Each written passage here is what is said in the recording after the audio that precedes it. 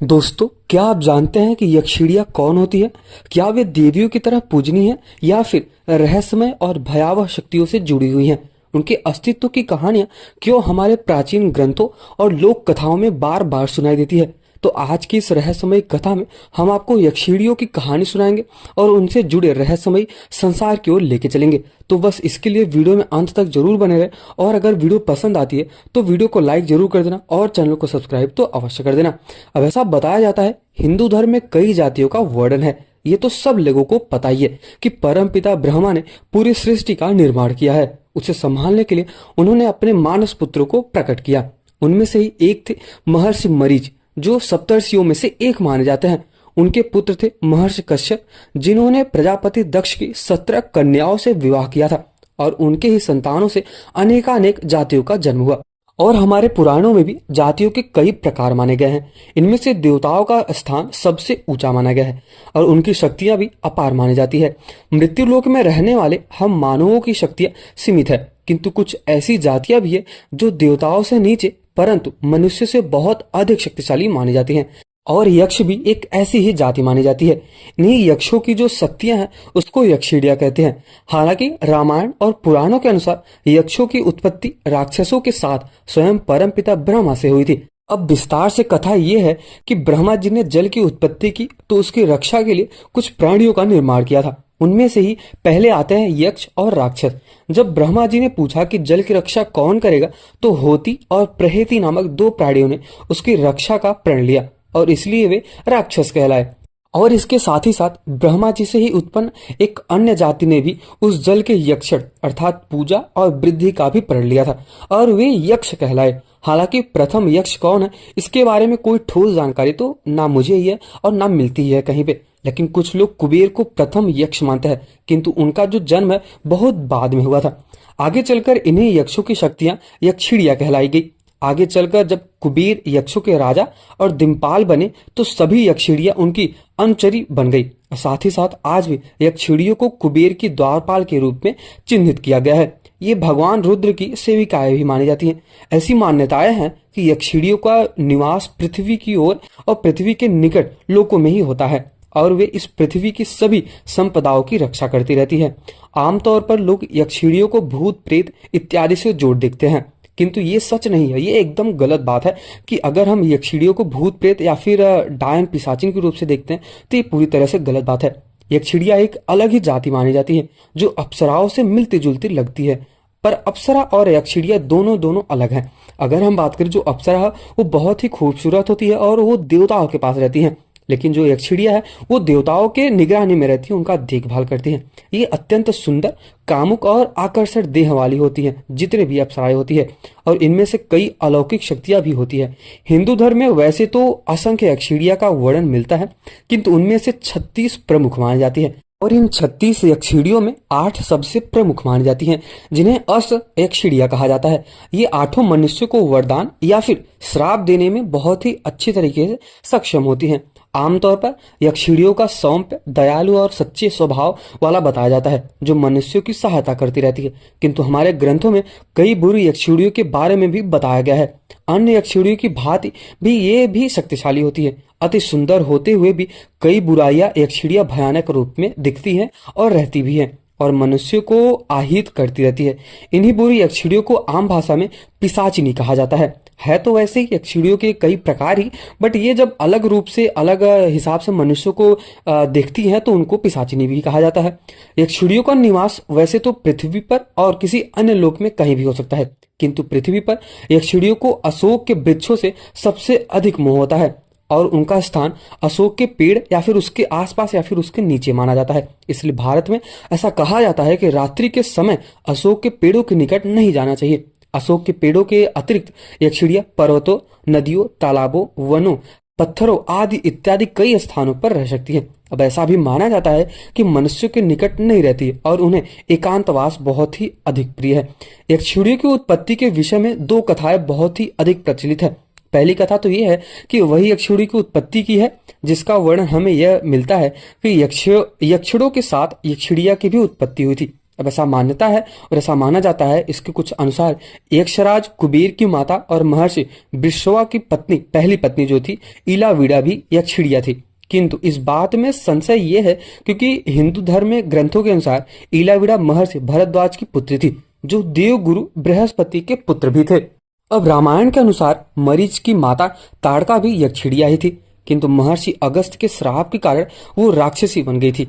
रामायण के बालकांड के 24वें एवं 25वें सर्ग में महर्षि विश्वामित्र श्री रामचंद्र जी को बताते हैं कि ताड़का सुमेतु नामक यक्ष की पुत्री है, जिनमें से 1000 हाथियों का बल है और उसका आकार 1.5 योजन, मतलब लगभग 1.5 योजन अगर हम बात करें तो लगभग 8 कोस तक फैला हुआ है। पहले तो वो अति सुंदर यक्षिणिया थी, किंतु महर्षि के श्राप के बाद वो देव योनि में गिरकर राक्षस योनि में पहुंच गई थी और उसका स्वरूप अत्यंत भयानक हो गया था।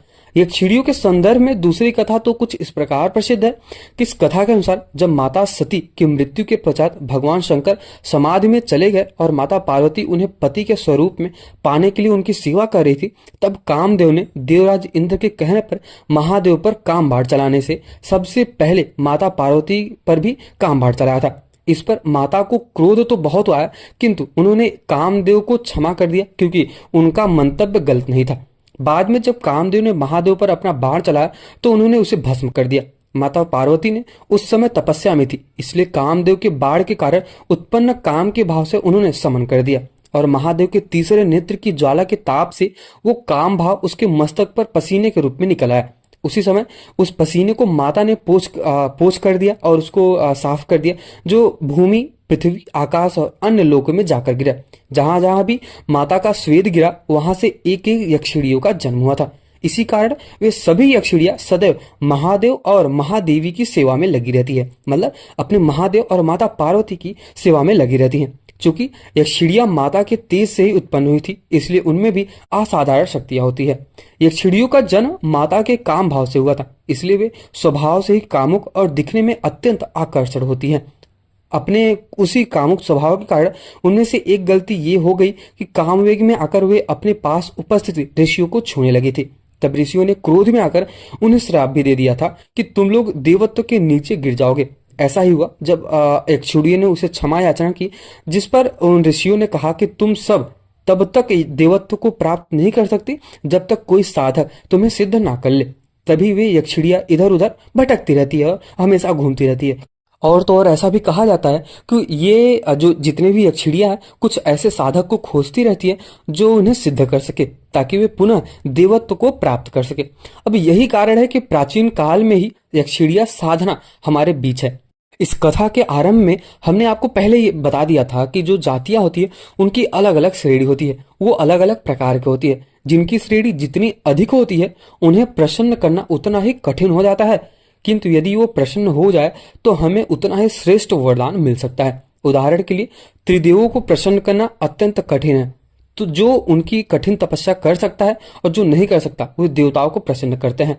किंतु जो वरदान हमें त्रिदेवों से प्राप्त होते हैं, मतलब ब्रह्मा विष्णु महेश से, वो देवताओं की क्षमता से बहुत बाहर होते हैं।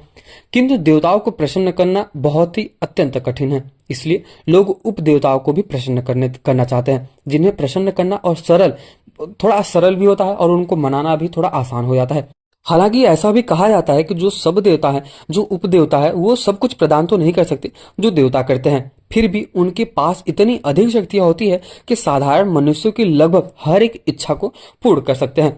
यक्षिणी साधना भी लोग कुछ इसलिए करते हैं क्योंकि देवताओं को प्रसन्न करना विशेषकर कलयुग में तो लगभग असंभव ही है। यक्षिणियां उनसे कहीं अधिक सरलता से सिद्ध हो जाती हैं और हमारी मनोकामना को पूर्ण कर देती हैं। कुछ लोग ऐसे भी कहते हैं या फिर कुछ लोगों का ऐसा भी मानना है कि जो उपदेवताओं को प्रसन्न कर सकने के लायक होते हैं और उनके तपस्या में सक्षम नहीं होते, फिर वो भूत प्रेत इत्यादि की साधना करने लगते हैं। जैसा कि आपने भी सुना होगा कि अगर कोई भी इंसान भगवान को नहीं याचना कर पाता, उनको नहीं मना पाता, तो भूत प्रेत जैसे लोग होते हैं, यक्षिणियां फिर पिशाचित, उनको मनाने लगते हैं। उन्हें सिद्ध करना यक्षिणियों को सिद्ध करने से बहुत अधिक सरल हो जाता है, किंतु उनके तामसिक स्वभाव के कारण साधन को लाभ से ज्यादा हानि होने की संभावना होती है। यक्षिणियों के विषय में कुछ इस प्रकार भी कहा गया है कि वे अत्यंत सुंदर और आकर्षण होती है, मन को हरने वाली होती है, काम क्रिया में निपुण होती है, नट विद्या की स्तंभ होती है और इसके साथ ही साथ अनुराग प्रिय होती है, विशाल चंद्र की भांति उज्जवल होती है।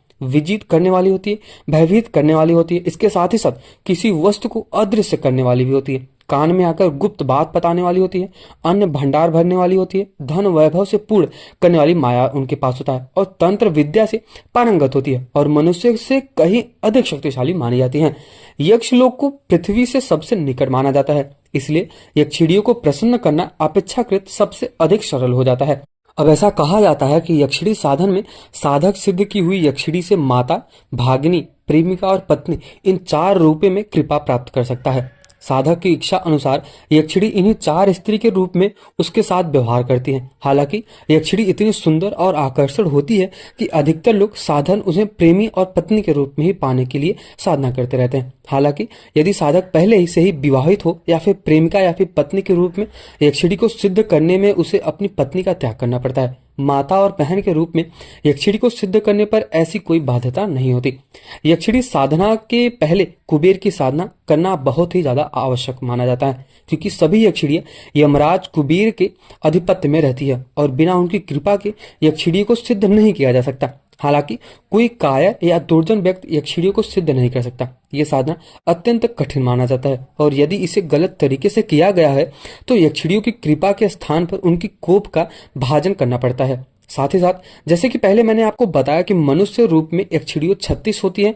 इनमें से पहले जो 8 होती है वो सबसे प्रमुख होती हैं, जिन्हें अष्ट यक्षिणियां भी कहा जाता है। इनमें से जो सबसे पहली 2 होती है अर्थात मनोहरी और सुर सुंदरी यक्षिणियां, इन दोनों की साधना की अधिकांश साधन करते हैं लोग।